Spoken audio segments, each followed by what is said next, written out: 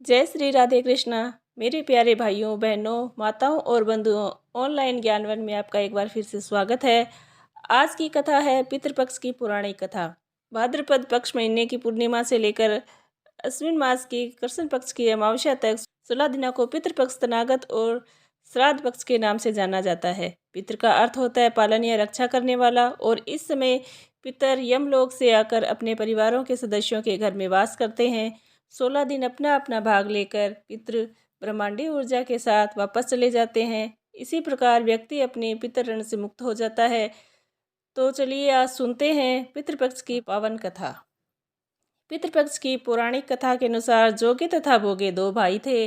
दोनों अलग अलग रहते थे। जोगे तो धनी था और भोगे था गरीब। दोनों में परस्पर बड़ा प्रेम था। जोगे की पत्नी को धन का अभिमान था, किंतु भोगे की पत्नी बड़ी सरल हृदय वाली थी। पितृपक्ष आने पर जोगे की पत्नी ने उसे पितरों का श्राद्ध करने को कहा, तो जोगे इसे व्यर्थ का कार्य समझकर टालने की चेष्टा करने लगा। किंतु उसकी पत्नी समझती थी यदि ऐसा नहीं करेंगे तो लोग बातें बनाएंगे। फिर उसे अपने मायके वालों को भी तो दावत पर बुलाने और अपनी शान दिखाने का यह उचित अवसर लगा। अतः वह बोली, आप शायद मेरी परेशानी की वजह से ऐसा कह रहे हैं, किंतु इसमें मुझे कोई परेशानी नहीं होगी। मैं भोगे की पत्नी को बुला लूँगी, दोनों मिलकर सारा काम कर लेगी। फिर उसने जोगे को अपने पीहर न्योता देने के लिए भेज दिया। दूसरे दिन उसके बुलाने पर भोगे की पत्नी सुबह सवेरे आकर काम में जुट गई।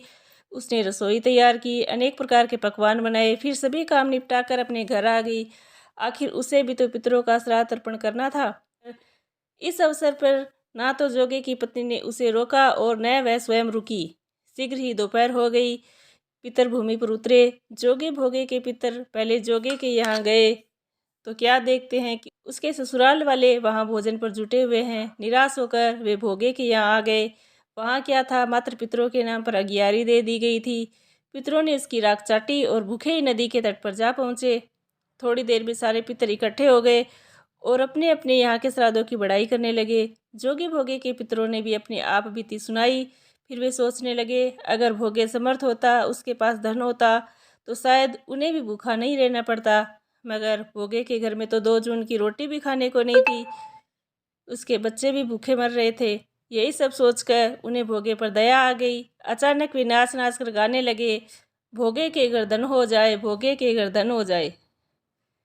सांझ होने को हुई। भोगे के बच्चों को कुछ भी खाने को नहीं मिला था। उन्होंने माँ से कहा, माँ भूख लगी है। तब उन्हें टालने की गर्ज से भोगे की पत्नी ने कहा, जाओ आंगन में होदी ओंधी रखी है, उसे जाकर खोल लो और जो कुछ मिले बांट कर खा लेना।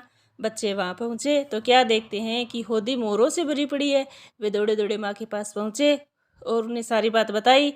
आंगन में आकर भोगे की पत्नी ने यह सब कुछ देखा तो वह भी हैरान रह गई। इस प्रकार भोगे भी धनी हो गया, मगर धन पाकर वह कभी घमंडी नहीं हुआ। दूसरे साल का पितृपक्ष आया तो श्राद्ध के दिन भोगे की स्त्री ने 56 प्रकार के व्यंजन बनाए। ब्राह्मणों को बुलाकर श्राद्ध किया, भोजन कराया, दक्षिणा दी। जेठ जिठानी को भी सोने चांदी के बर्तनों में भोजन कराया। इससे पितर बड़े प्रसन्न तथा तृप्त हुए तथा उन्हें सदा सुखी का आशीर्वाद दिया। श्राद्ध पक्ष की पौराणिक कथा अच्छी लगी हो तो वीडियो को लाइक और चैनल को सब्सक्राइब अवश्य कीजिए। साथ ही बेल आइकन का बटन दबाना भी ना भूलें, जिससे कि हमारी अगली वीडियो अपलोड होते ही सबसे पहले आप तक पहुंच सके। जय श्री राधे कृष्णा।